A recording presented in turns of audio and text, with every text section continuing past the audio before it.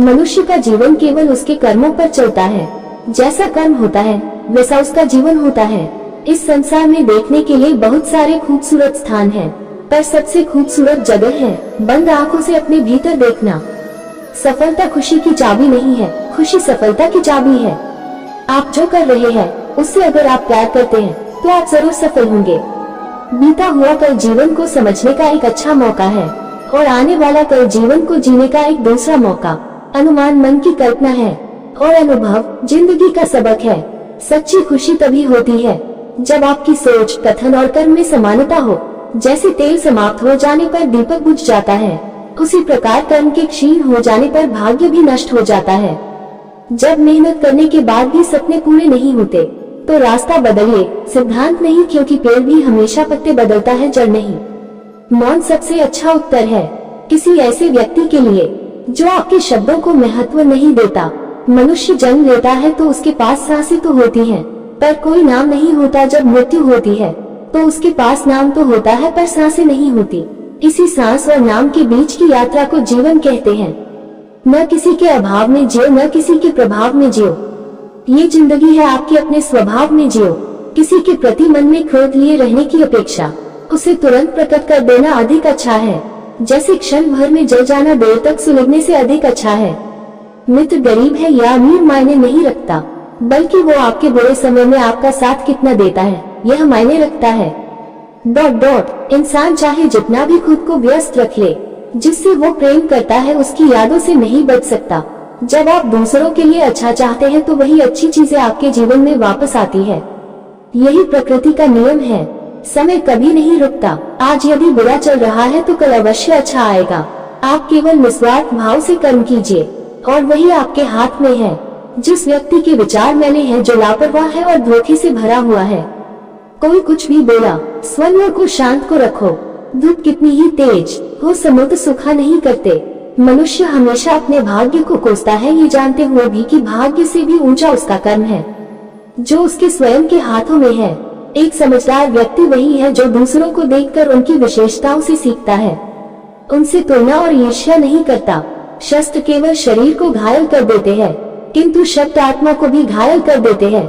दुनिया में केवल माता और पिता ही ऐसे इंसान हैं जो चाहते हैं कि हमारे बच्चे हमसे भी ज्यादा कामयाब हो।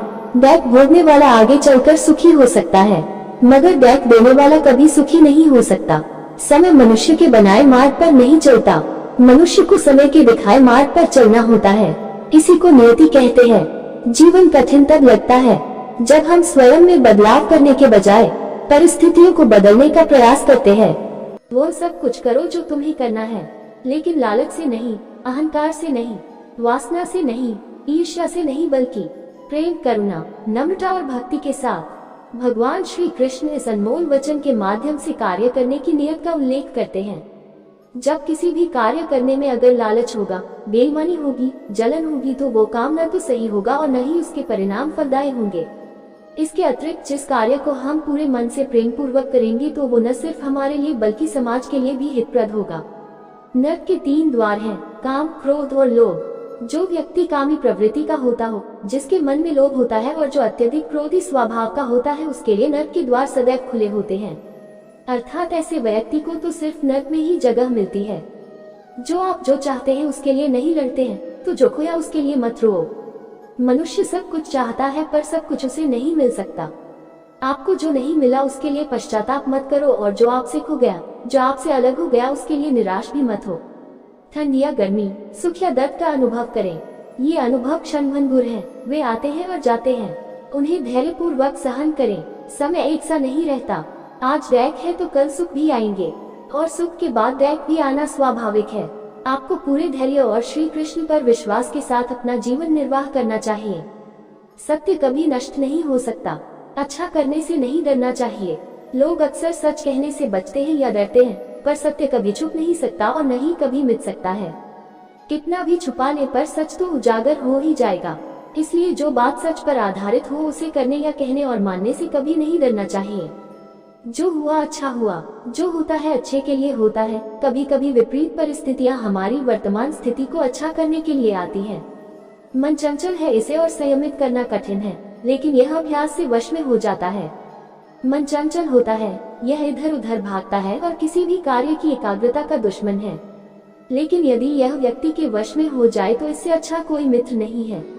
मन को एकाग्र करना जरूरी है, बस थोड़े से प्रयास और अभ्यास की जरूरत है। भगवान श्री कृष्ण जी कहते हैं कि हमें किसी से भी अंधा प्यार नहीं करना चाहिए। हमारा किसी के प्रति अंधा प्यार हमें कभी भी आगे बढ़ने नहीं देता। अधिक प्रेम भी व्यक्ति को बुद्धिहीन कर देता है। अनुमान मन की कल्पना है और अनुभव जिंदगी का सबक है। सच्ची खुशी तभी होती है जब आपकी सोच, कथन और कर्म में समानता हो।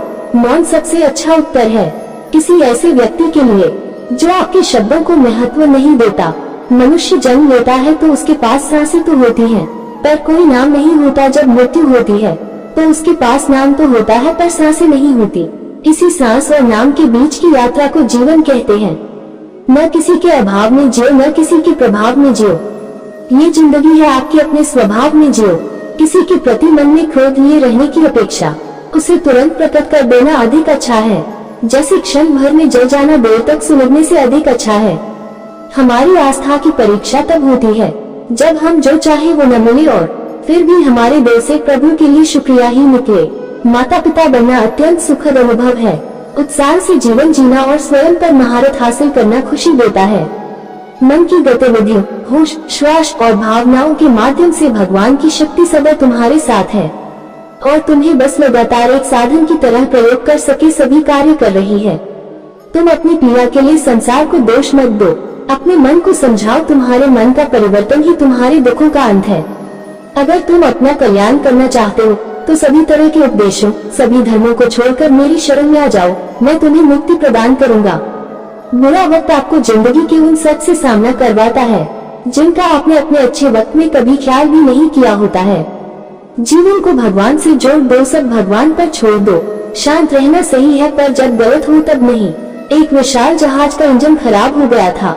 जहाज के मालिक ने इस काम के लिए बहुत सारे मैकेनिकल इंजीनियरों को नियुक्त किया, लेकिन बहुत प्रयत्न के बावजूद भी कोई भी उसकी मरम्मत नहीं कर पाया। इसलिए उन्होंने 20 साल से अधिक अनुभव वाले एक मैकेनिकल इंजीनियर को बुलाया। वह अनुभवी मैकेनिकल इंजीनियर आया और उसने जहाज के इंजन को ऊपर से नीचे तक बड़ी सावधानी से देखा। सब कुछ देखने के बाद उस इंजीनियर ने अपना बैग उतारा और उसमें से एक छोटा सा हथौड़ा निकाला। उसने हथौड़े से धीरे से इंजन के एक पार्ट पर खटखटाया और इंजन चालू हो गया। जहाज को बिल्कुल ठीक करने के बाद उस अनुभवी इंजीनियर ने जहाज के मालिक को बताया कि जहाज को ठीक करने की कुल लागत 20,000 हुए है। 20,000 सुनते ही जहाज के मालिक ने कहा, क्या आपने तो लगभग कुछ नहीं किया है, आपने तो सिर्फ 1-2 बार हथौड़े से खटखटाया है, हमें इसका एक विस्तृत बिल तो दीजिए। उस अनुभवी इंजीनियर ने जवाब दिया कि टैप करने के और 19,998 कहा टैप करना है उसके लिए।